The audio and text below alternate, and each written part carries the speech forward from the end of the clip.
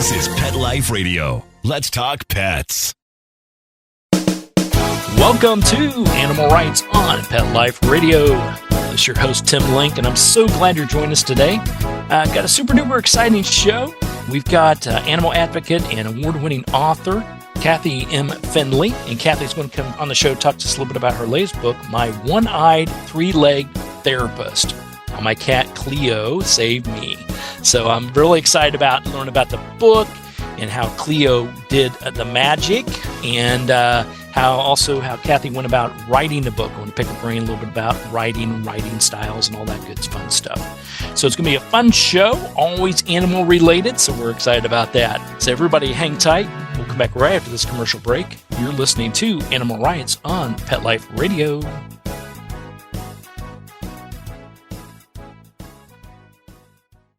Take a bite out of your competition.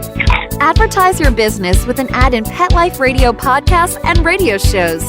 There is no other pet-related media that is as large and reaches more pet parents and pet lovers than Pet Life Radio. With over 7 million monthly listeners, Pet Life Radio podcasts are available on all major podcast platforms. And our live radio stream goes out to over 250 million subscribers on iHeartRadio, Odyssey, TuneIn, and other streaming apps. For more information on how you can advertise on the #1 pet podcast and radio network, visit PetLifeRadio.com/advertise today.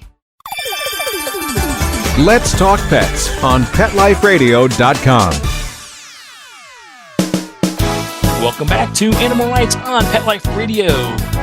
Join us now is author and animal advocate. She's an award-winning author, and her latest book is My One-Eyed, Three-Legged Therapist, How My Cat Clio Saved Me. Of course, we're talking about author Kathy M. Finley. Kathy, welcome to the show. Thank you. I'm glad to be here.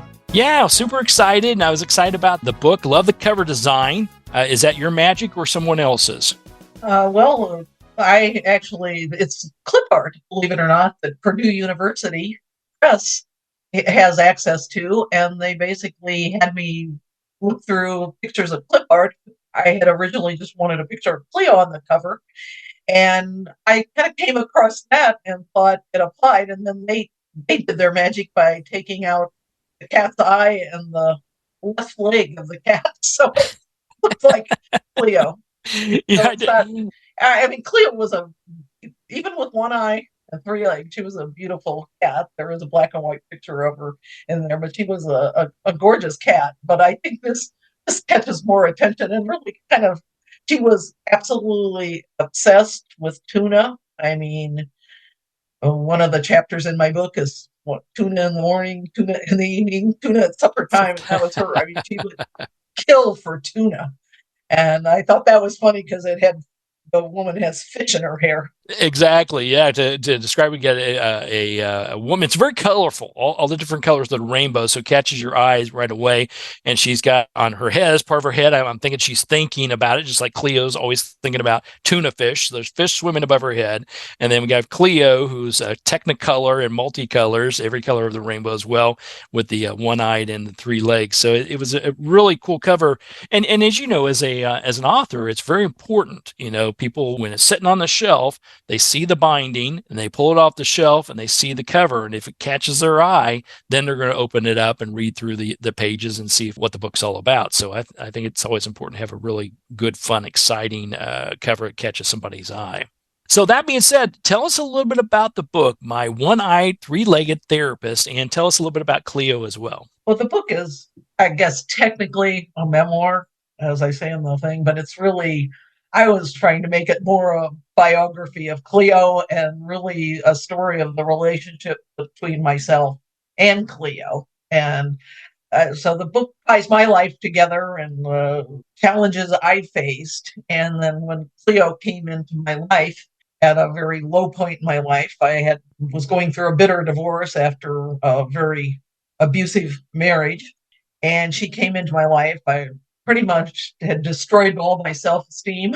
And I felt that, as abusers do, they isolate you from your family, from your friends. I didn't feel like I had a friend in the world. I had always been close to my mother, but we were still close, but we'd grown distance because of the marriage. And essentially, I felt she came into my life at the right moment, and her self-esteem was off the charts. Her antics were, if you've read any of them in the book, she had all kinds of antics that kept me laughing. I had a stressful job. I needed that. And basically, through her trials and tribulations, and she was the runt of the litter, and she had a heart murmur when I got her, but then she developed two forms of cancer after I had her, not related. And of course, that resulted in the loss of one eye and having three legs. I had to amputate her bad leg. It saved her life. We lived a relatively long life. And I think just through watching her, I regained my self esteem. She picked out a new husband for me. And she basically just made me realize that, it doesn't matter what you look like. It doesn't matter what life throws at you. It doesn't matter if you have disabilities, if you face a health scare. She just faced it head on. She was going to live her life at full tilt, and she did exactly that. And that just taught me so many lessons. And I loved her so much. And I always loved animals, but she was really, really different and just made such a difference in my life. So the story of how her life and my life and how they interacted and how she helped me, I hope I helped her a little bit. I saved her life a couple of times, but it was just the relationship and the bond we developed in life. Absolutely. Well, I love the fact that, and I'll ask you in a moment about when did you realize all this? Because on face service, when you look at like a broad stroke of the story, here you are having a challenging life, going through a lot of challenges, as you mentioned, and all of a sudden you get this cat, and then more challenges come along, but it's through the cat. Yeah. So some people would say, well, wait a minute, hold on, what's going on? How in the world did this cat save her when the cat presented so many physical challenges? Physical and fiscal. Exactly. Fiscal challenges too. She was a birthday present to me, but turned out to be a very expensive birthday present. But when did I realize that she had helped me? I think all along. When she first had the eye cancer, and I worried. Well, when she had the heart murmur, I was worried that anything that happened to her, and if we had to have surgery, she would die, and I was afraid of losing her. So I think I was aware of all along when she had cancer, the eye cancer, I was so worried about losing her. And I think I knew that I needed her, even though, she needed me to help her along there. I think I knew that, but I'm not sure I really realized. I think I just started facing challenges and taking a different attitude toward life. And I think having more self-esteem all along. I don't think I realized totally it was her until she passed away, which is exactly when I decided to write about her. And I actually just was so distraught that she died that I just decided that I would just sit down, and to remember her, I would write down my memories of her and things she did, because she did so many different things. So it was just going to be kind of a fun way of remembering her. And I thought, well, I had taken so many pictures of her that, I would just put a nice scrapbook together and it'll be for me. And I think when I started that, I realized, wait a minute, look at all she's done for me. The Kathy now was not the Kathy, 16 years ago, or 16 years before I got her. And I was just thinking, I just really have become a different person. I'm not a nasty person, but I think I faced the challenges better. I was able to build my self-esteem and my confidence up. And essentially, I realized how much she had done for me. And I also realized there were other animals earlier in my life that had done that too, but I don't think it stuck as much as it did with Clio. Yeah, I think there's times, we get so caught up in this thing called life that, Right. taking care of everything and make sure everything's done. It does take us a while to sit back and think about why they are here. Why are they part of our lives, and what do they bring to us? We know the joy and the love while they're here, but is there a bigger picture? Is there a bigger thing that they're accomplishing, a bigger purpose for being here?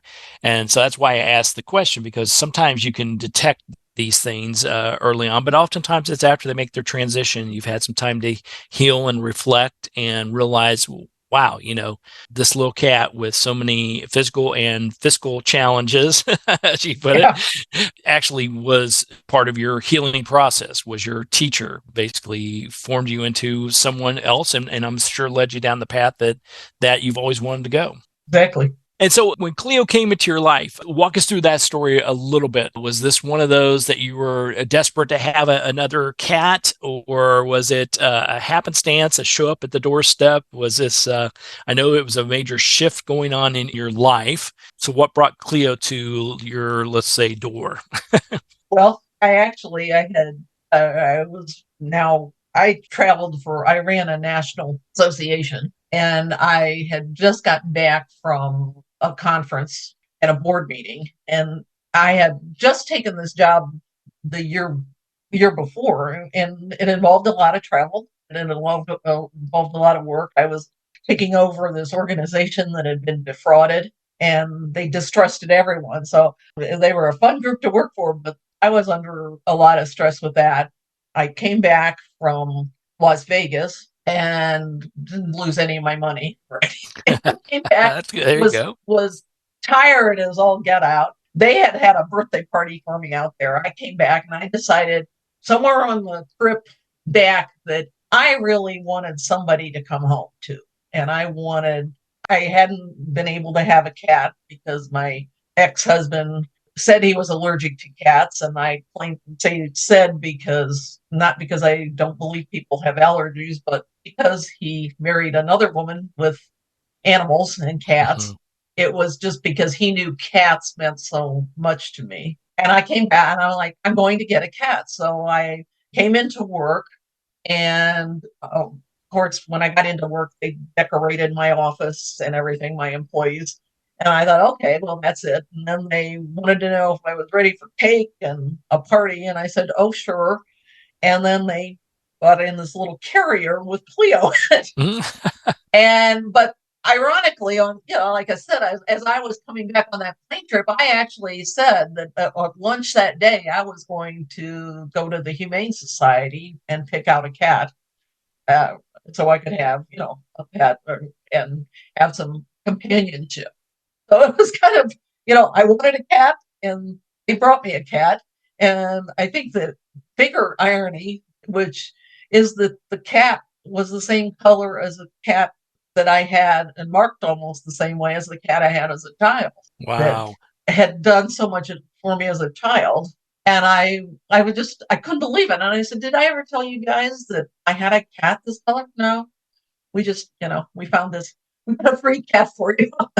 The south side of Indianapolis. And I'm like, okay. But they got me all the accoutrements that go along with the cat, the litter box and all the toys and stuff like that. But it was just kind of weird how that happened, that, like I was ready to go to get one, and they brought me one. Yeah, you put it out to the universe, and your universe found some helpers, and wow, voila, there you go. You manifested it. Yeah, it was like this was meant to be. And then the minute I had to close the door because she was bouncing all over the wall, I was afraid she'd get out of out onto the street from our office. And I came back, and that's one of the stories in there. I mean, my desk was a total mess. She'd taken all the paper clips out, pencils, pens, papers on the thing, and then she must have walked across the keyboard, I don't know how many times, but there were, 40, 50 pages she had typed of gibberish, which was good because I would have really worried if it were something she could actually write as a cat. But that'd be a whole new form of AI, but it would right, be a cat exactly. intelligence, CI. There you go. Right.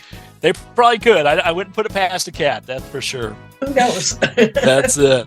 All right, we're going to take a quick commercial break. We'll come back and continue our conversation with Kathy M. Finley, a little bit about her book, My One-Eyed Three-Legged Youth Therapist, How My Cat Clio Saved Me. So everybody hang tight. We'll come back right after this commercial break. You're listening to Animal Rights on Pet Life Radio.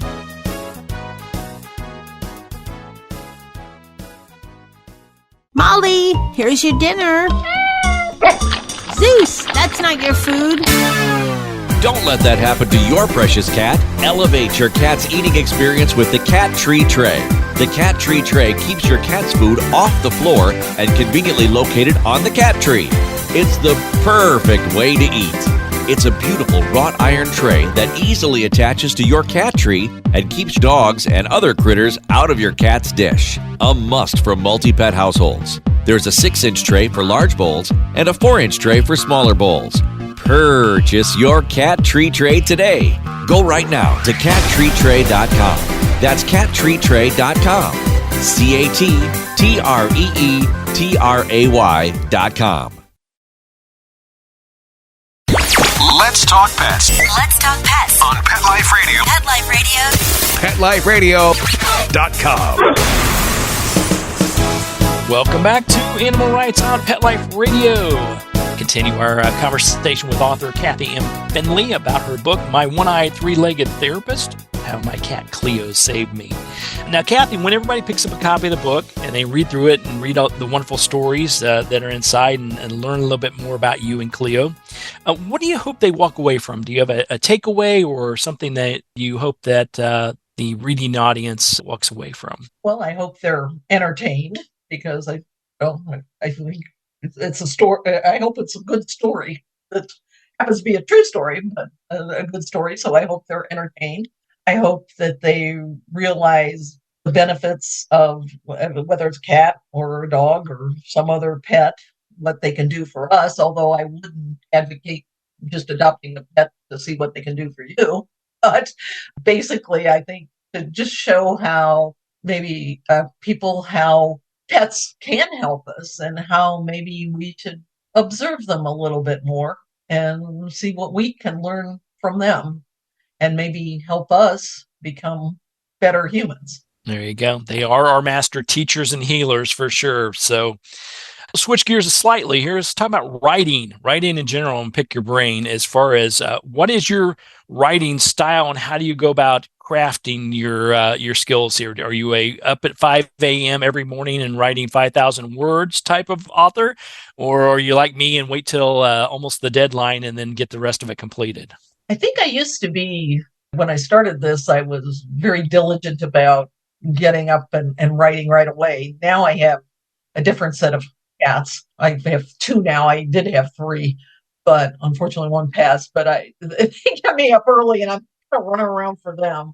So I think on this book, I was the kind of very diligent type of person. And now I'm trying to get back into that habit because a lot of, when you write a book, you're also doing some of the marketing.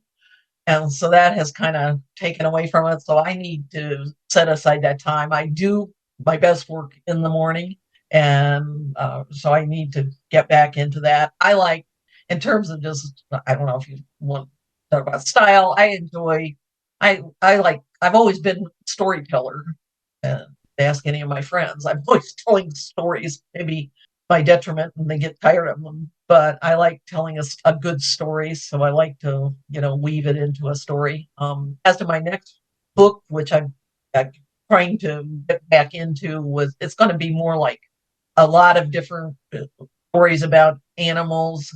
Some of them mine, some of them other people. Just again, kind of pet. I was going to call it pet teachers instead of teachers' pets, and just what we can learn from them. Some lessons good, some lessons bad. What we can learn from animals. And, I thought about different things I want to do, but like I said, I think the best you get it done right away. But I mean, some of the blogs and things, I'm working on a couple of blogs now for different sites, and I've been the latter one like you. I've waited till the last minute to pull it together. So that's it. And speak for myself and speak for a lot of different authors. There's usually a lot of projects going on at once. Whether they're short stories, like you said, or a blog that you're working on, an idea that you have, starting a book, getting some chapters written, and maybe that gets put on the shelf. I remember my first book, Wagging Tails, came out shortly thereafter. Talked to the editor and had this great idea for another story I thought would be fantastic. Then I had this third idea that I'd started on, but sort of put it on the shelf because they didn't think it was timing was right. And so when I spoke to the editor, they said, well, yeah, that second book sounds pretty good, but do you have something more on the lines of, XYZ? And I'm like, well, yes, I do. And I pulled it off the shelf, literally blew the dust off of it. If you can imagine that, it's actually on a computer, but I visualized blowing the dust off of it and said, yeah, I do have something in the works on that. And lo and behold, that became my second book. So Yeah, I think as you're a writer and author, writing for different publications and writing for different, whether it's a blog or a magazine or online magazine, whatever it may be, while you're also trying to craft your stories and your books, you tend to have a lot of different things going on at one time. Right.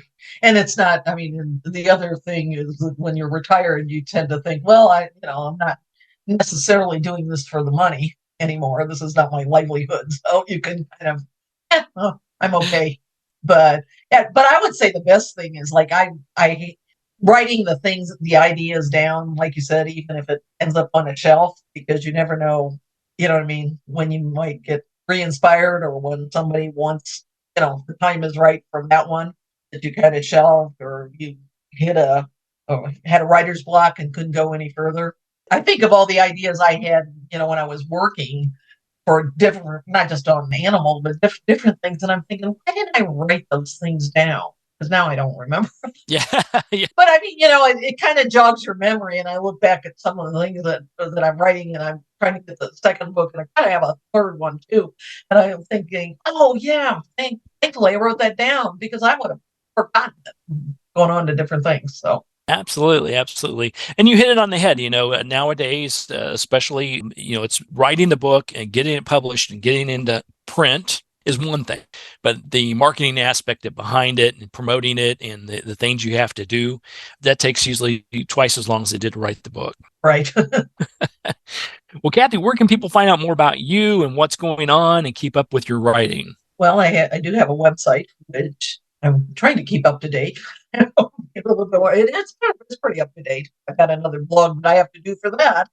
And that's kathyfinley.com. No M in it. It's kathyfinley.com. So they can keep up with that. That's probably the best way to keep up with me. I'm trying to, get out to more blogs right now. I used to do one that was pretty regularly for Lola, the rescued cat, and that one's been put on hold. There's a couple that have been put on hold. So, but I just go to my website, and I'm going to try to keep everybody up to date on where I'm at and where I'm appearing, to speak.